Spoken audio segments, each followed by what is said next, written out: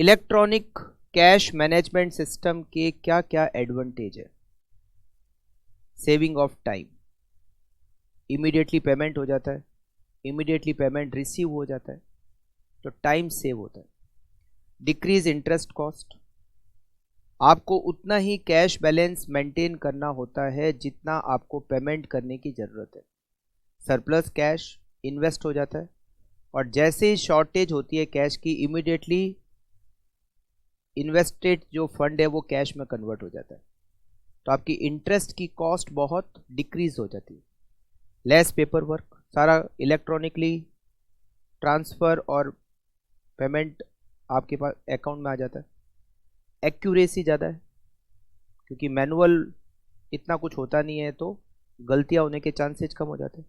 आपकी पूरी तरह से कंट्रोलिंग रहती है, क्योंकि आप खुद ही पैसे को ट्रांसफ़र कर सकते हो, आपके पास पैसे आपको रिसीव हो सकते हैं।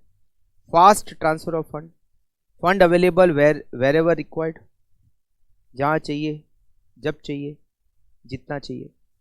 No idle fund, fast reconciliation हो जाता है, बैंक रिकन्सिलेशन फास्ट बन जाता है, आपका कैश का बैलेंस का रिकन्सिलेशन फास्ट हो जाता है, आपको इमीडिएटली पता चल जाता है कहाँ से कितना आया कितना गया, तो रिकन्सिलेशन फास्ट होता है।